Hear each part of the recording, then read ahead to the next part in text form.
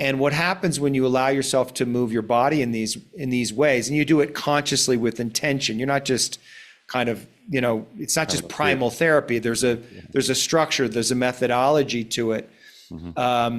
Is the things like when you move your body in that way, feelings start to come, obviously.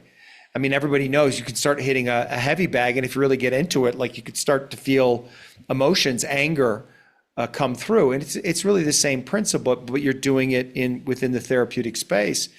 And it allows people to feel feelings that they wouldn't otherwise be able to feel. Locked feelings, repressed feelings, stuck feelings. And the feelings, that's also connected to the consciousness. So when you allow yourself to go there, to feel the rage, to feel the pain, to feel the fear, something all unlocks in your consciousness, and you have these deep aha moments because of it.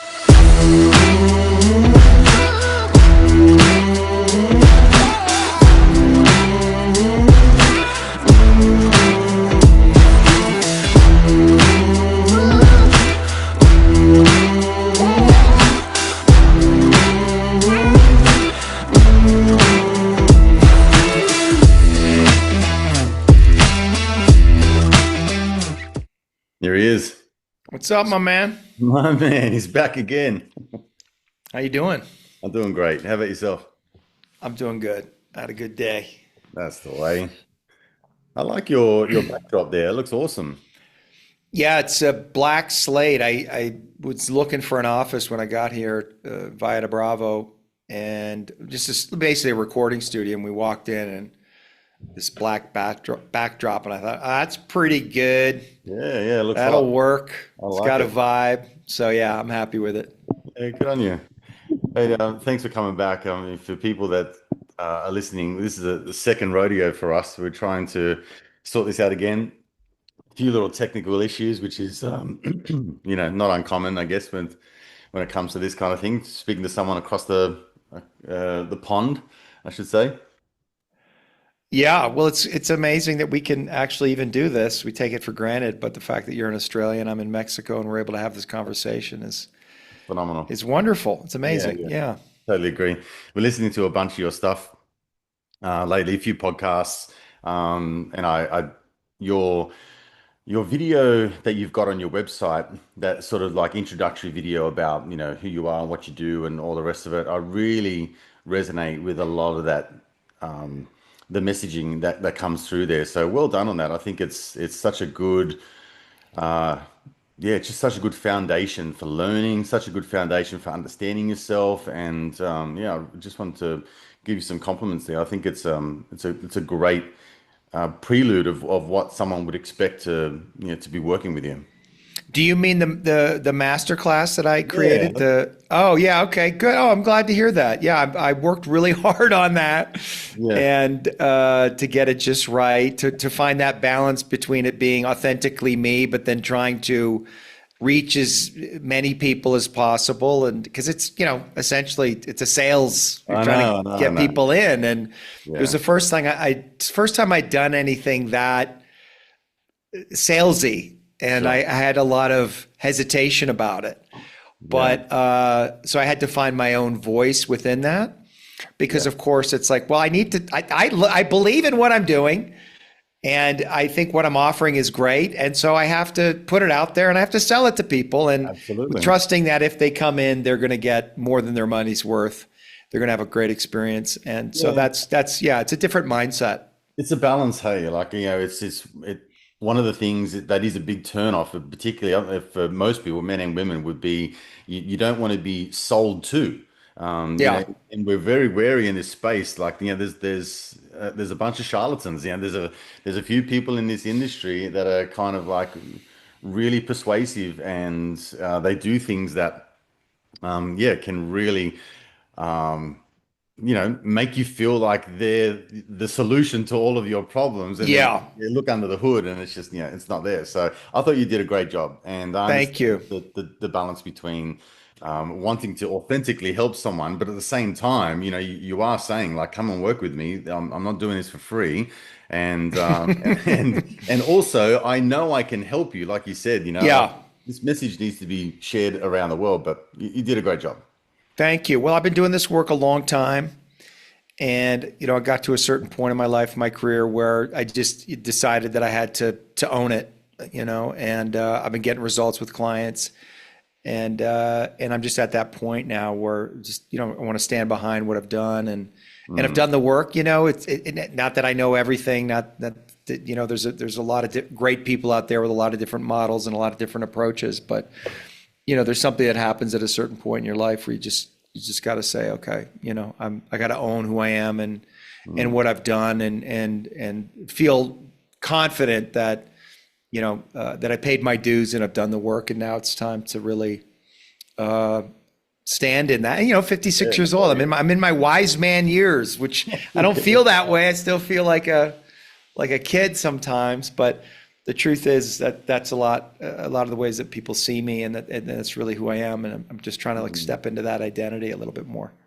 Yeah, I hear you. Were there any synergies between what you just said and acting? Like, was there a point in your acting career where you felt like a bit of imposter syndrome, or you weren't quite there yet, or you had to kind of prove yourself, and now you're sort of doing it all again, but you're obviously in a sort of polar opposite field?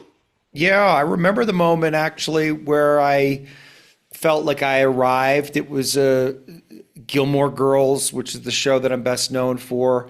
It was the first episode that I was on. It was a big episode, and it was an important character. And the show, I knew the show was very good, and so it wasn't a big hit yet, but there was a feeling like that it could become that. And I went into my big scene at the end. It was my close-up, and I remember walking, to the set, AD leading me out there into the studio and all the lights and everything. They've been working for 40 minutes to get everything set up just for me to come for my close-up. Here it is. It's your time. And I felt like I stepped into the moment and really delivered. And that gave me that sense of confidence. Like, okay, I know what I'm doing. Like I can handle the moment, because it's a lot of people fucking looking at you, man. When it's your close up and it's a big scene, it's like all the producers are there. Some of the network executives are there. And the whole thing is quiet and it's all about you. And so that, I was able to kind of handle that moment. And then, then I was kind of like, okay, I can do this. Mm. How long have you been in this space for again, did you say? The coaching side of things? The coaching side of things, well, I graduated from the institute that I trained at in 2012. And so I started practicing right after that. So really since 2012, but I was still in the acting industry. So I've only been doing it like full time. This is my occupation. This is, my primary source of income it's been about 8 years now. Yeah, but wow. I've been doing it since 2012, practicing, leading groups, workshops. I've had clients, and it's been pretty steady. I've done a lot of work, continued, and then a lot of other work outside of like my modality to kind of keep growing, keep learning, to keep developing my perspective. Yeah, sure. Do you buy into any of the sentiment about like the most, I guess, impactful coaches or people in this sort of arena of helping people? I don't know, for want of a better word or phrasing, like they're the broken healer. They come from a perspective or a position in life where I'm trying to figure out all my shit, and then you realize, like, man, if I'm like this, then everyone else must be at least a version of that. So then ensues the whole sort of like, well, maybe I can kind of help people with all the knowledge that I know. Absolutely. That was my story, and that was the story of my teacher. And the best healers I know are all the ones who had, trauma that they had to overcome.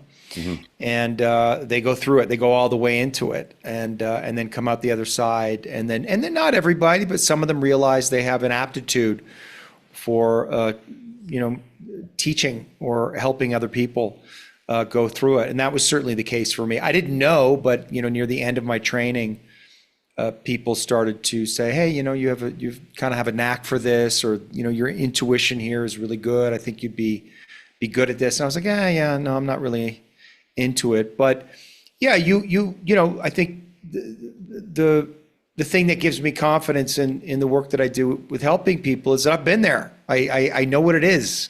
I know what it is to suffer. I know what it is to go through the dark night of the soul and confront my pain and feel my deepest fear and come out the other side transformed. And I know all the illusions and the stories that we can get caught in, and the false self and all the temptations. And I know what that is. I've lived it over and over and over and over again. And then you come to a point where you just accept that that's what life is. There's a kind of that you never solve the problem. It just keeps repeating. You hopefully grow and evolve as the cycles go on. I certainly feel that I have, but nevertheless, as soon as you finish one round of the hero's journey, I feel like you get, maybe a couple of days off, maybe a week, maybe a month, and then it starts up all over again, which is, as a guy, yeah, for sure. I think this is true for women too. It's like, you can spend 6 months training to climb some huge mountain, and then you climb it and you get to the top of it. You stand on the top of it for 20 minutes and then climb down, and you start thinking about the next mountain. Yeah, 100%. When I talk to my clients' workshops and things like that, I show my age, but I go, I used to play Donkey Kong, as a kid. And so you'd be there on your video game, and you complete one level and you go like, fuck yes, I've completed this thing. And then it goes next level. And then you're exactly. like, oh, no, it's heaps harder, So like you just keep going to that next level. You're pulling back each layer and each layer, but it's not like everything just ends in you kick your feet up and relax. It's it's just another version of like what else you have to tackle, right? Yeah, never ends. Yeah, it never ends. Do you did you find yourself going into a pattern of just always wanting to figure out what the next problem for David Sutcliffe was that I needed to work out? Did you get into that kind of mindset? I did. It must be Yeah, it's a something trap. Yeah, It's a trap. You can become overly fixated on your issues. That is the shadow of therapy, and so you have to be very mindful of it. I've made the mistake. I made it with myself, and I've made it with my clients, particularly when I was early on, when I was working with people, and then I stopped it. Like, you have to go back and explore your childhood. I mean, there's definitely patterns that get developed in childhood, and you need to go back and understand what happened to you. You need to confront it, because very often we minimize the things that happened in our childhood, and we don't realize the full extent of the impact it has. So I do think you have to do that work, but at a certain point you have to just, okay, this is what happened. I have to accept this, and I have to move on. And things come up in life. And it's important when they come up, you want to be able to make sense of them. You want to come into reality. I'm reacting this way for this reason. Oh, this is my mom wound coming up. This is my father wound coming up. This is why I'm in this reactivity. And so you want to continue with that awareness. But I think you can, spend too much time fixated on the problem, on rumination, and because it's an interesting game. But at a certain point, you just have to say, you have to move forward and say, like, do I want to be thinking about my problems all the time, or do I want to be moving forward in my life, building things? Yeah, absolutely. Can you tell me more about your work and what you do and how you go about helping people with the somatic healing and all of that kind of stuff? I'd really like to get a better understanding of what it is. Yeah. So I am trained in a modality called core energetics. Core energetics evolved out of bioenergetics. A lot of people have heard about bioenergetics. There's a very famous online fitness guy, Elliot Hulse, who promotes bioenergetics, and there's others. And bioenergetics was created by this guy, Alexander Lowen. And that evolved out of Wilhelm Reich, who was the first one to really make the mind-body connection. He started to look at the individual's sort of what he would call their energy system, their life force energy. And instead of working cognitively, he would work with their bodies and get them to feel and express. He would lay them on a table. And he started to see that there were patterns in how people's energy moved through their body, and that it was connected to their trauma, to their upbringing. And then Lowen started to work with people. He gave stress positions to help kind of unlock stuck emotion and energy. And what would happen is people would spontaneously start to feel things without the conversation, not even knowing what it was about. And this happens to people often in yoga classes. You can get into these deep hip stretches and they'll start crying, and they don't, why am I crying? But something is being released, something physically, but also something emotionally. Now, core energetics, created by a guy named John Parakis, merged with this body of wisdom called the Pathwork Lectures. It was a channeled body of wisdom that came through his wife, Ava. And so it has a kind of I would say, a spiritual element to it. There's three components: higher self, lower self, mask. And you might say, or the mask is sort of the adapted self or the false self, and the higher self you might call the divine self or the God self, and the lower self you might call the shadow. So they work with those energies, and they have a very unique map of the psyche that they use that I was very drawn to. It just made a lot of sense to me. And so philosophically, I was really drawn to it. But then the actual work, which is what you asked about, is physical. They use a bataka to hit a foam block like over your head, like a samurai, to bring out your anger, your rage, or you might lay down and let yourself tantrum like a 3-year-old would. And what happens when you allow yourself to move your body in these ways, and you do it consciously with intention, you're not just kind of, it's not just primal therapy. There's a structure, there's a methodology to it. Mm-hmm. The things like when you move your body in that way, feelings start to come, obviously. I mean, everybody knows you can start hitting a heavy bag, and if you really get into it, like you could start to feel emotions, anger, come through. And it's really the same principle, but you're doing it within the therapeutic space. Mm-hmm. And it allows people to feel feelings that they wouldn't otherwise be able to feel. Locked feelings, repressed feelings, stuck feelings.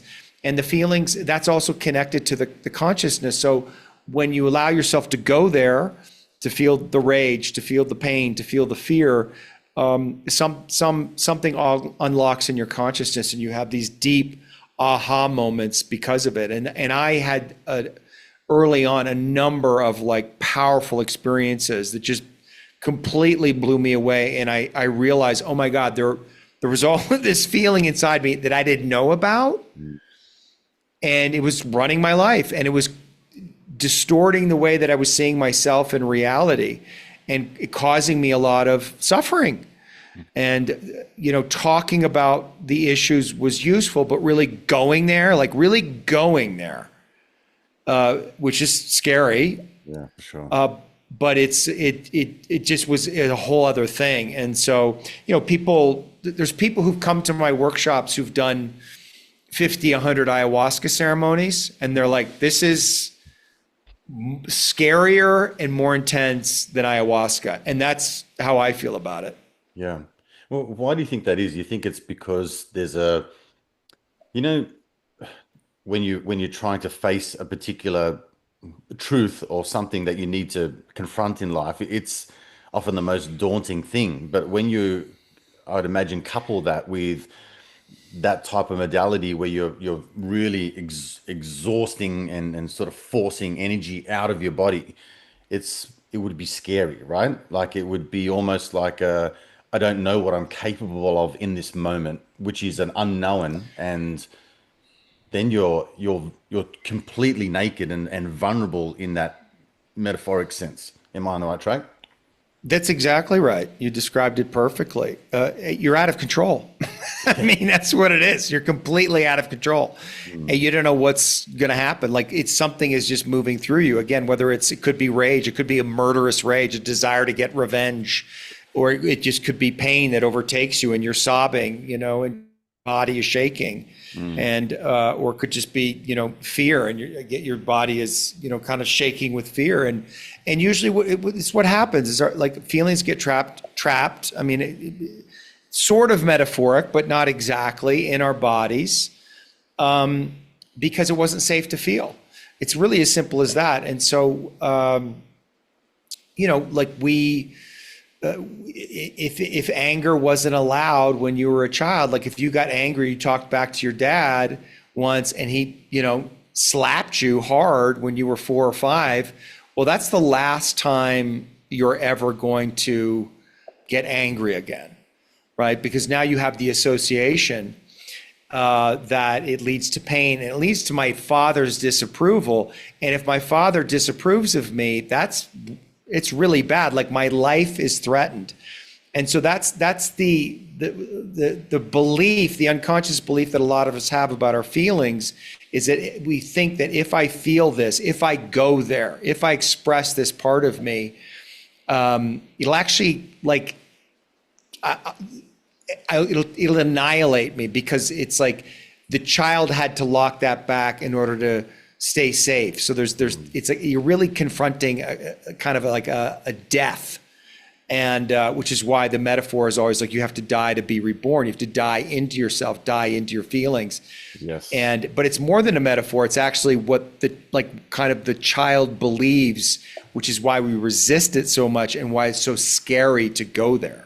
What was the moment or moments for you that you were scared to let go of? Like, what you said about the death is just, that resonates with me like 100%, especially during the last 4 to 5 years, David. So like, the COVID period, I think, was a series of deaths.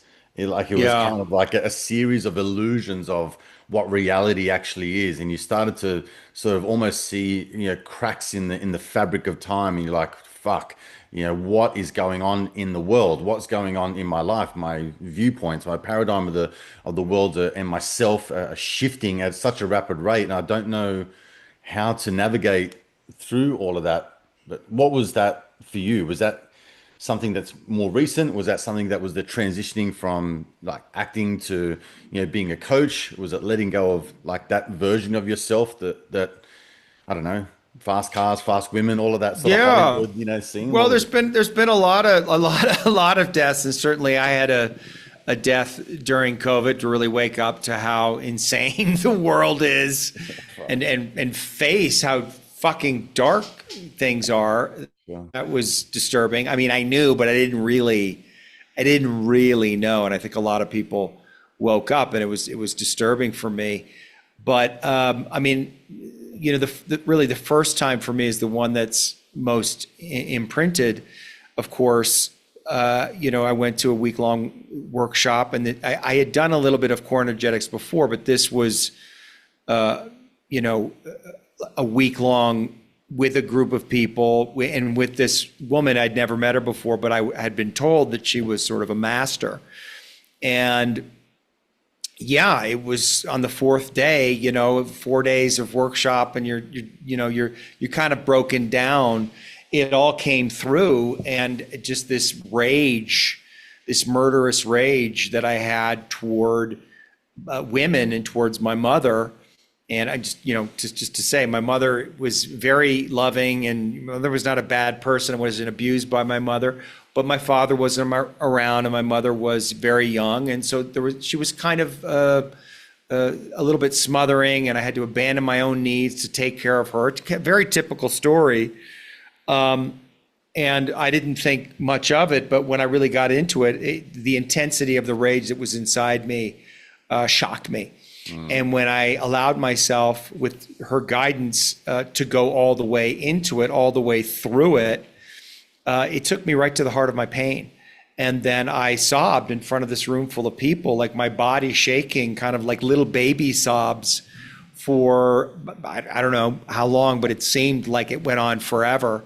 And I couldn't believe the release that occurred. Like things were leaving my body, literally shaking things off, and uncontrollably. I was a 35-year-old man at the time, and I didn't even really know or understand what it was about.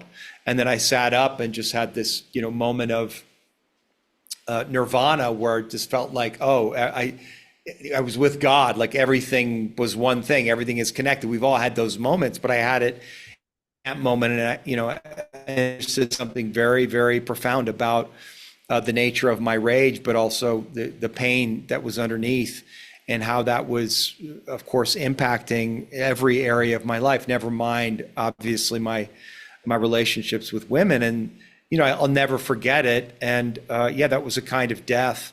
And then I just realized, like, that was my life really wasn't my own. That I was living from in compensation.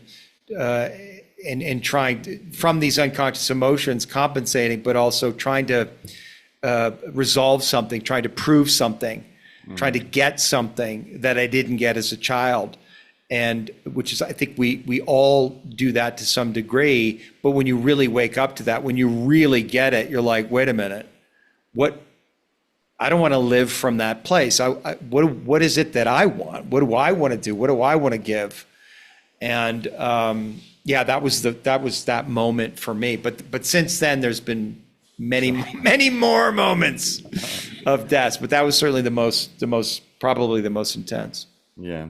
Do you find when you're working with your clients that when they reach that point, there's a level of disconnect from the old self, and then almost an unfamiliar connection or lack of connection with their new self, and they find themselves just like in limbo to a degree. Like, I now what do I fucking do with my life? Like I have this, on one hand, a golden opportunity where I can see the only way is up from here, but then also it's like, okay, but which way Right. am I going to go? Does that resonate with you? Absolutely. I was very disoriented. I'd spent my life, or at least, a long period of time pursuing this Hollywood dream. And then I got it. And then I went and did this workshop, and I realized, like, is this what I really want? That's a scary thing. You have this thing, and then which a lot of people want, and people are telling you, oh my God, you're so fortunate that you're able to have a career in Hollywood and meet all these people and work on these projects. And it was amazing, and I did feel gratitude for it. And so, to say, like, oh, actually, I don't know if I want this anymore, I'm going to walk away from this. It took me a long time to really come to terms with the truth of that. I had an inkling, the first inkling I had was probably in my early 30s, early in my career. Wow. When I did an episode of Friends, and I remember, being on the set, and at the time I think it was episode 150, and they were all making $750,000 an episode. And I remember, I was making like $3,000 for the week, and I'm just sitting there with all, just hanging out, and I was just like, holy fuck, that's a lot of money. And I thought, well, the track that I'm on, the kind of things that I'm auditioning for, like if I was to really win the prize, it would be, something like this. This would be it. And then I just had this thought immediately in my head, which was like, I don't want this. Wow. And then I was like, wait, what? Is that a fear of success? Like what, like I didn't trust the thought, it took me, because it's like, well, why wouldn't you want this? Like, look at this. This is amazing. And so it took me a long time to really reconcile to it. But yeah, like I think for a lot of people, when they have that awakening, it is disorienting, because it's like, well, what do I do now? Where do I go from here? You really have to rediscover yourself and figure out what it is you want, and that can take some time. And there's a lot, a lot of people, they'll go on the healing journey, and when they're at that point, they're just like, man, there's a part of me that wishes I never opened this up. Like I kind of like, I wish I'd stayed in the blue pill, right? Because you take that red pill, you got a fucking lot of shit to deal with. Oh yeah. Yeah. This ignorance is bliss. Yeah. Just let me go back to thinking everything's fucking hunky dory, and I just go to work and clock in and clock out, and then life's good. Yeah, I get Exactly. it. Yeah, it's that whole lifting the veil. It's now that you know, you can't unknow. Now that you've seen, you can't unsee. So it's walking through that what's that movie They Live, with the glasses, and that it comes back Exactly. up. Yeah, that's right.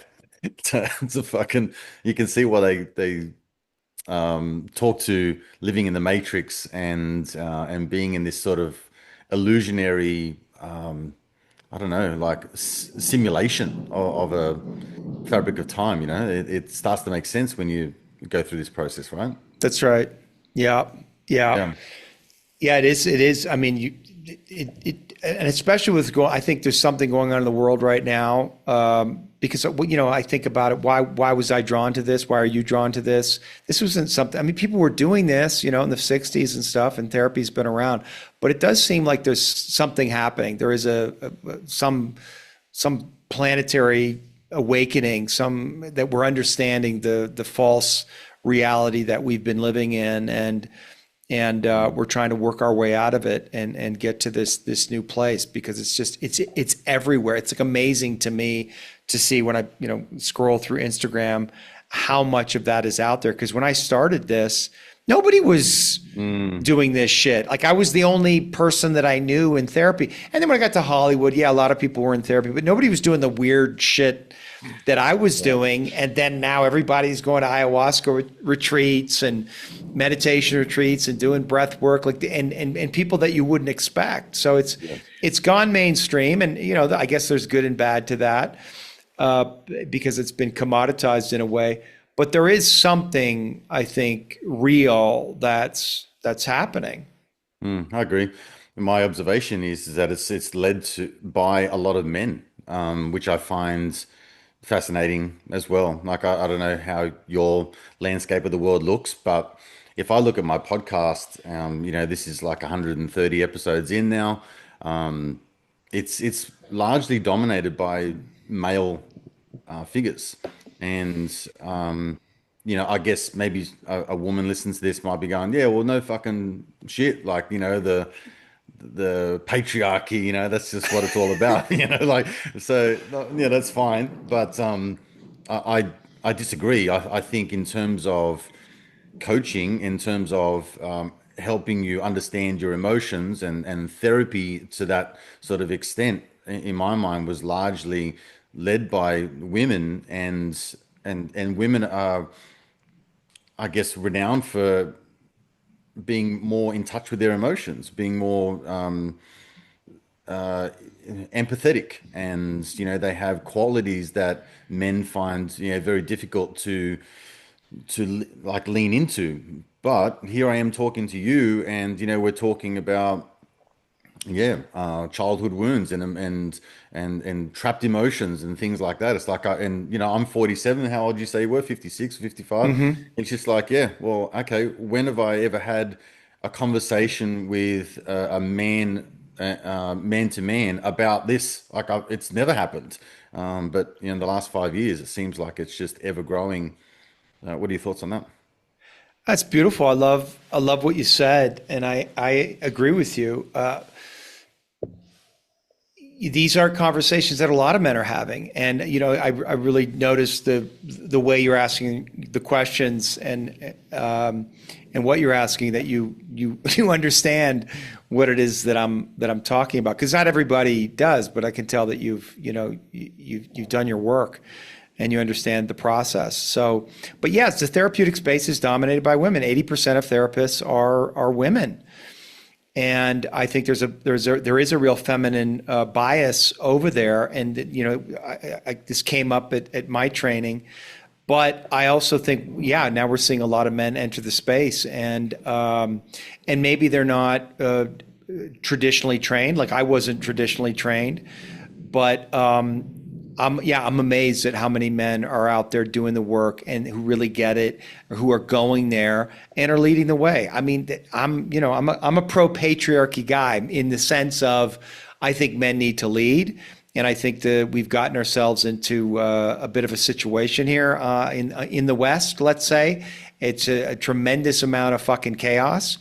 And I think it's men who have to lead the way out of it. So, in order to do that effectively, men are going to have to really understand themselves emotionally, and that is the call, right? That's what women have been, I guess, saying. It's like, men need to do their work. Man, I'm like, a lot of fucking men are doing their work, and I the men's groups that I hold, I'm always blown away by the places they go, and the things they share, and the emotional intelligence they demonstrate, and their willingness to do it. Like, I'm never not inspired by the men that I work with, and there's always new men coming to me all the time. And of course that's happening all over the place. And I don't think they're, because I was like hesitant recently. I was like, I'm going to go all in the men's space.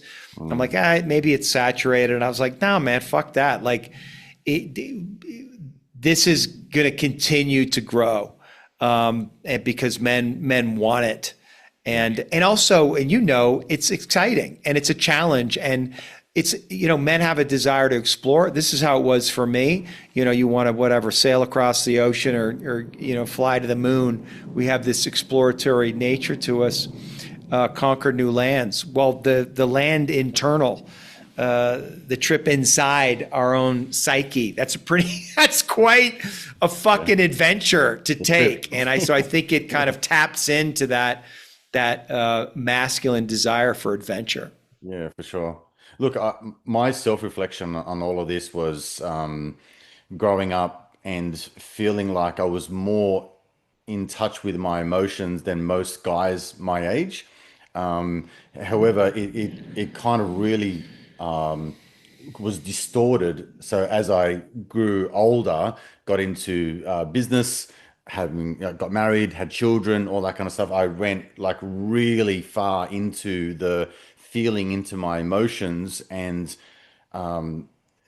having the ability to even explain myself and kind of articulate how I was feeling in that moment. But it took me to the position of being highly vulnerable, highly emotional.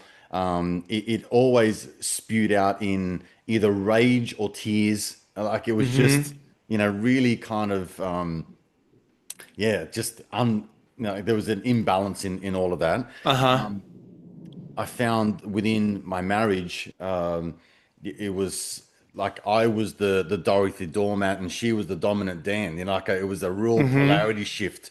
So when I kind of started to exit through that, like, I don't know, situation, I guess, it was met with a lot of resistance. And I was like, "Ah, okay, now you're just being an asshole and you're cold or you've changed, you're self-centered, you don't care about me anymore. Like, you just look after yourself." There was just all of those sorts of things.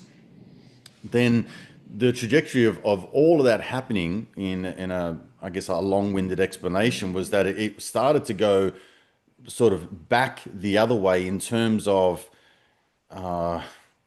doing things that were hard. So you mentioned about your somatic work and about, like punching and whacking stuff and getting all that rage. Well, for me, a couple of years ago, that started with mixed martial arts, things like that. And then I found this sense of calm in the midst of chaos. My threshold for stress and pressure just went all the way up here because I was in these situations of like maybe like I don't know what you do outside of your work to kind of work on yourself, but David, like getting punched, like I'm sore today from sparring yesterday. My legs are sore from being kicked. My neck is just in like it's frazzled at the moment because I got punched square in the fucking mouth and I could feel the whiplash. But that being in that situation of having to Yeah. control your emotions, control the thoughts, because you're getting belted, and at the same time you're trying to strategically win a situation over. Yes.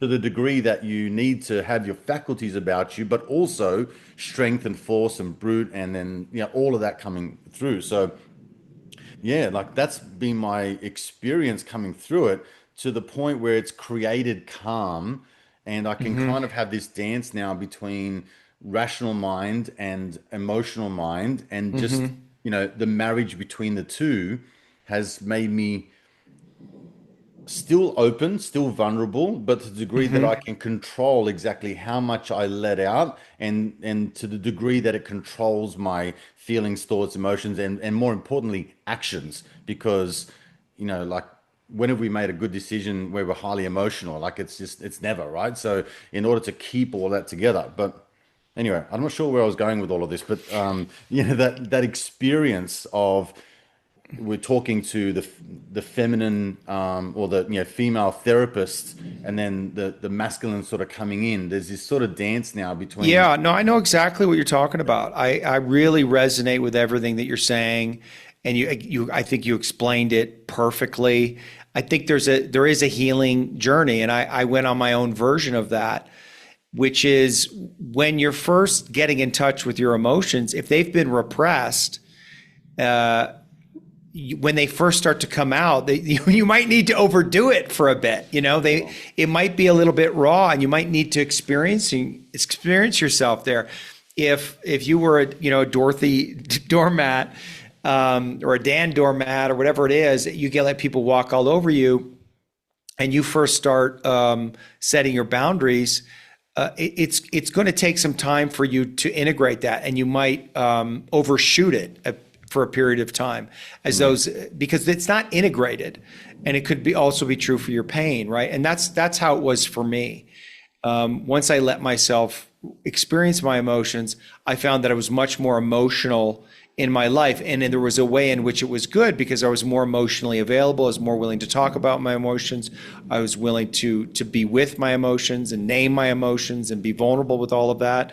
But then there became a time where I thought, you know what, the work now is containment. Like I've got to bring the masculine container in so that I can learn to be with my emotions, but not so reactive, and choose the time and place when I want to express them. And that's its own kind of mastery. Unfortunately, I think a lot of men just go right to that stage, and what they're really doing is they're just suppressing, or they're being stoic, and they think that, well, I'm controlling my emotions, I'm building a container for them. It's like, well, not really. And so I think the journey that you described is very, very typical. It's certainly one that I went on, and that's why I think it's important to have men in the healing space, because men are different. They process emotions differently. They're asked to show up in the world in a different way, and so you need male therapists, male coaches who understand that, to help guide men in that process. Because if it's just the feminine perspective, there's something wonderful about that, because I got a lot from my female therapist, but for me, ultimately, it was incomplete.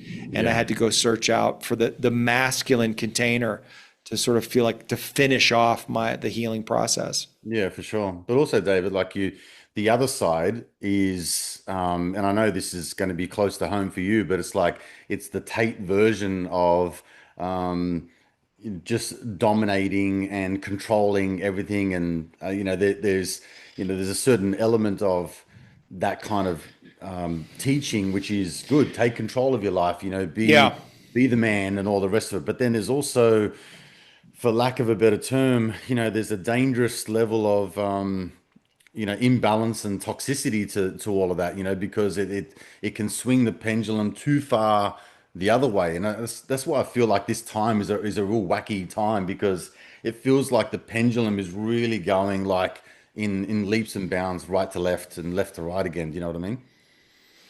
I know exactly what you mean. And it makes sense. It makes sense to me when Tate came on the scene. I thought, well, of course this guy is existing right now, because all of this stuff actually does need to be said.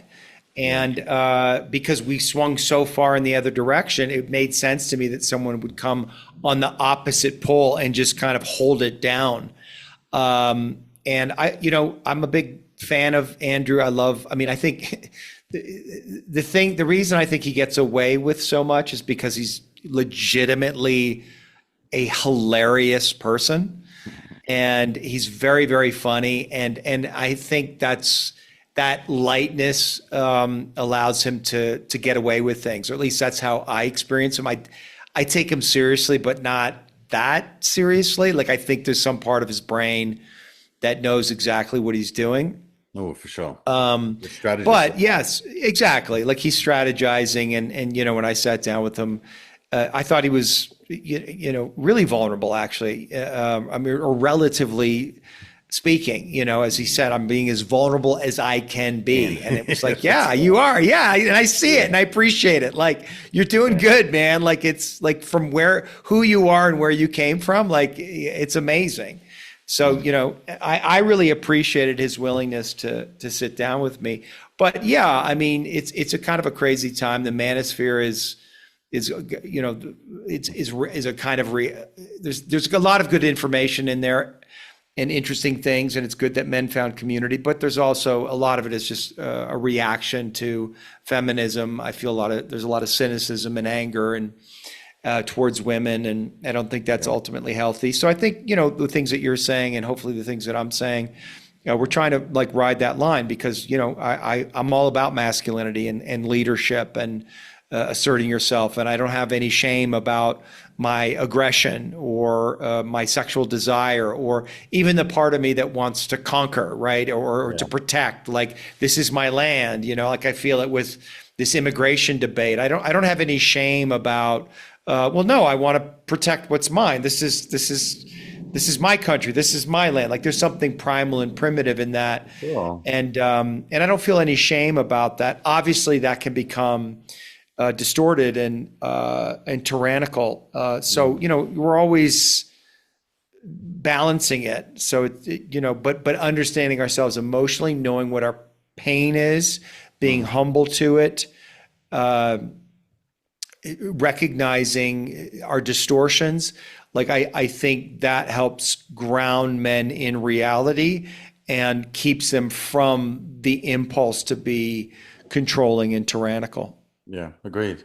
What I love about your training, and particularly because I've watched like the video on your webpage, right? So it speaks to me personally, because I am the avatar that you're talking to, right? So, Right. and I think what you have is a great ability to draw the line down the center to sort of help people understand that when you go too far one way or the other, this is what you're experiencing in life. And so the polarity topic and discussion that you talk about between husband and wife or your partner, and the kind of level of, I don't know, I would say disrespect, or perhaps when they lose some sort of adoration and respect and with you when you are more vulnerable and open and honest, even though a lot of women say, I just want my man to be open and vulnerable and honest with me. And he's like, yeah, but every time I'm open and honest and vulnerable, like, it's almost like I get fucking squashed into this little boy that's, helpless Yeah. and can't do anything. And I'm just like and when then we have this whole kind of portrayal of the Homer Simpsons of the world, like we're just fucking Yeah. fat and useless, and we're fumbling buffoons that can't make sense of anything. So can we speak to that a little bit? Because I think a lot of men listening to this, and women, would resonate with that kind of sentiment. Well, yeah. I mean, I feel like I feel like I'm very in touch with my femininity in a lot of ways. I mean, I'm a healer. I don't. I mean, I guess I just called myself that, but I don't think of it that way. I'm just really just a facilitator. But I'll hold people in my arms and they'll cry, men and women, and I have a really strong intuition. And there's this other part of me that's just like a savage fucking animal. I mean, I was a hockey player, and I was known for being crazy, like really, really intense. And so, yeah, I am advocating for sort of traditional relationships right now. I'm in a traditional relationship. It wasn't that way when we started. And but at a certain point, I said, "Listen, I want to provide. I think it's going to be a better dynamic if you just don't worry about money and don't think about working." And we eventually grew into that. And I wanted that responsibility, and we both had some resistance to it because we grew up with judgment about those kind of gender roles. But it's really, it's been beautiful, and I think we're doing it in a way that is uh, we're not back in the 1950s, Mm. right? There's a lot of freedom.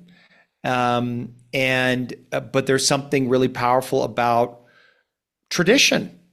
And maybe because of there's been so much quote unquote progress in society over the last however many years, since the 60s, I guess, that there's a lot of people coming back to God and tradition. And I think that, you know, that I am one of those people, and I really find comfort in it, and I enjoy the responsibility of it, and I enjoy the dynamic that it creates between us. It feels spiritual.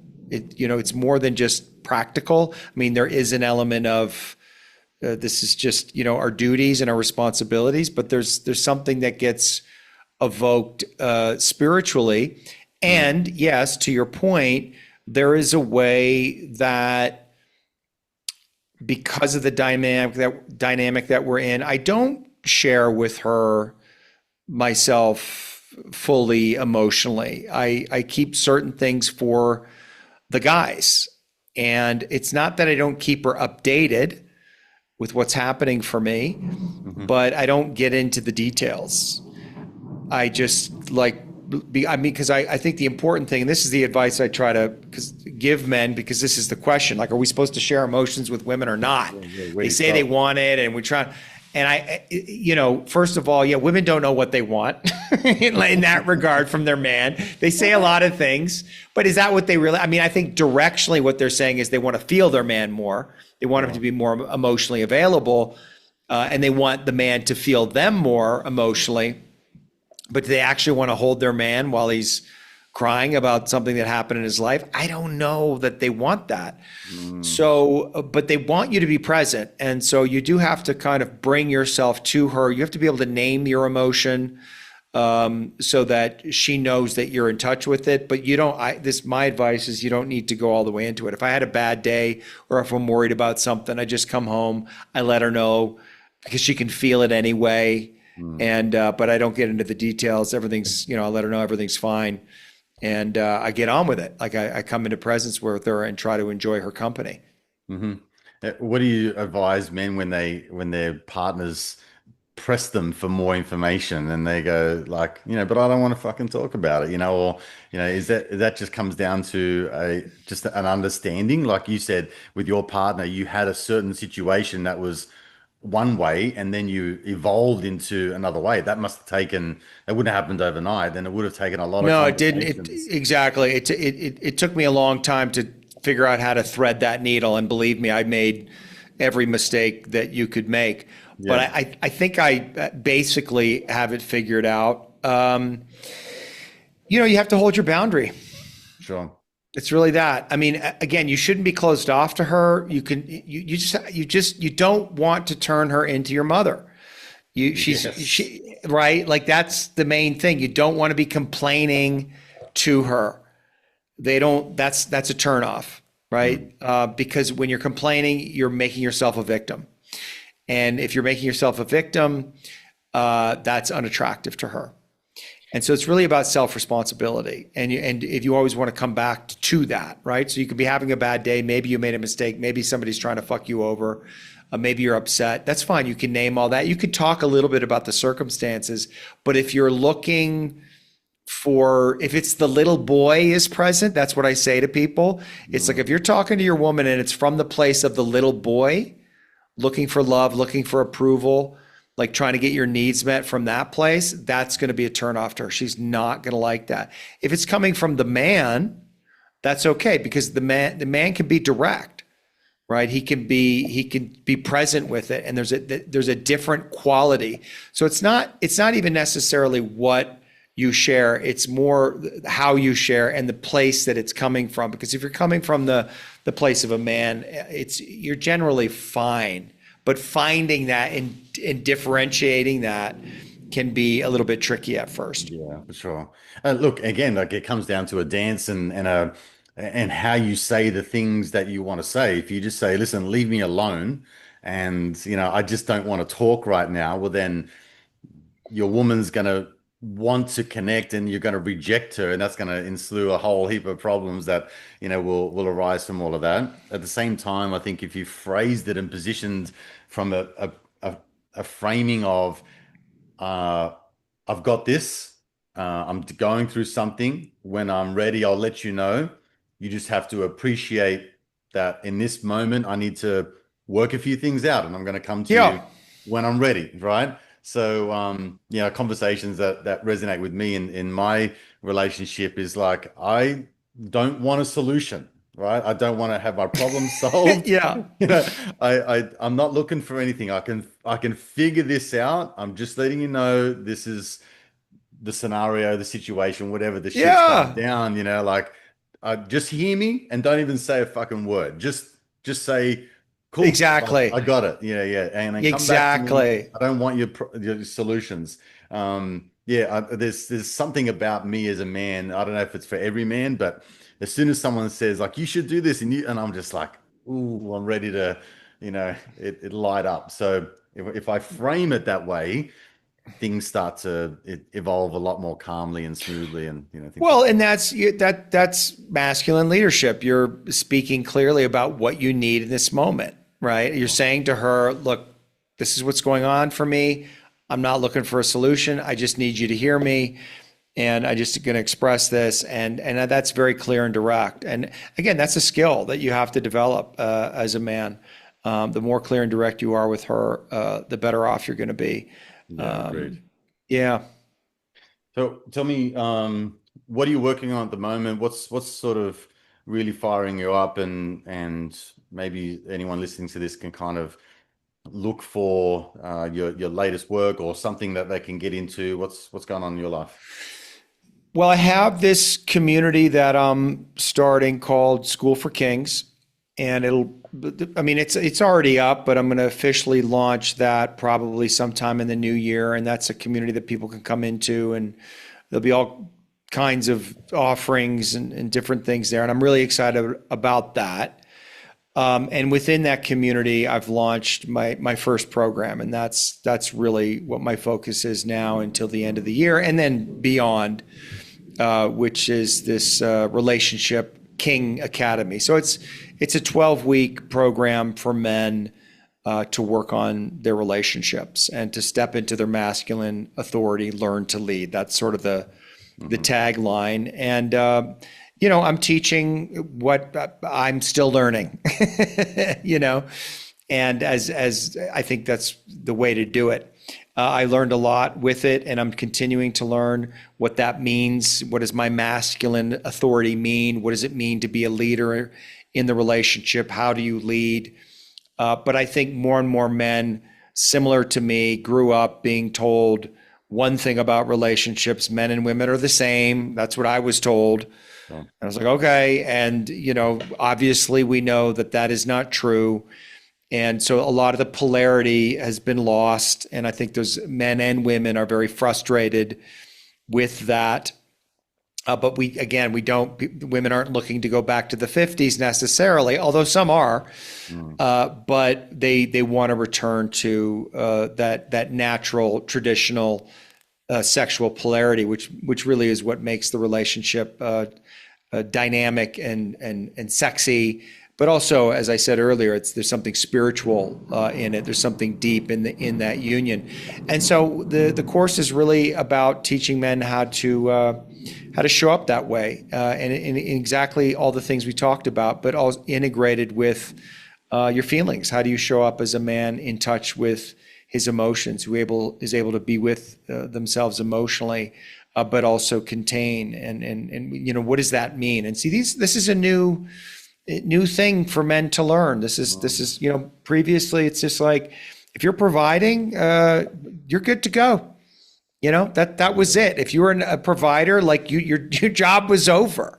done. Right. But now women and the culture are demanding more. And I think we should demand more of ourselves to become a complete human being, and not just a beast of burden who's just there to just provide safety and sustenance for their family, but it is actually there to provide emotional resonance, because I know the men that I work with, so many of their issues, their pain, their shame, their insecurities come from their father not being emotionally or physically present with them. So that's also a big part of it. How do we teach men to be more present with their masculine authority in with their woman, but also with their children? Yeah, you basically just took the words out of my mind. I was just about to say the exact same thing. The importance of your work is that as men, as leaders, we can then teach our sons, and model from like have our daughters model from our behaviors, so we can kind of replicate this process going forward and maybe course correct the the ship in a way. So I think it's super important. I've got three boys. I mean, they've witnessed Wow. the light and the very dark of their dad and their mum and dad's relationship when we were together and things like that. So, it's super important for me. It's a huge value that I have, which is to make sure that these guys are learning from a version of their dad now going forward, and then carrying that into their masculinity and how they direct themselves through the world. It's a super important hierarchy of needs and wants for me, for sure. It's beautiful, man. I'm very, very inspired by that. Yeah, thank you. Well, I'm inspired by our chat, man. It's been great to have you on the show, and I've really enjoyed this conversation. You're very easy to talk to, and I can see why people are gravitating towards your work and things like that. You're doing an amazing job, and I look forward to it. If you're open to it, to circling back, maybe having another conversation. We can go a little deeper into a lot of these topics. I think, yeah, they're super interesting and very fascinating areas of life to scratch the surface and dig a little deeper. So I appreciate you, Ben. Absolutely. Yeah, no, I'd love that. And thanks. I really, really enjoyed speaking with you. Yeah, me too. All right, man. Until we talk again, I'll talk to you soon, okay? Okay. Take All right. care. Bye.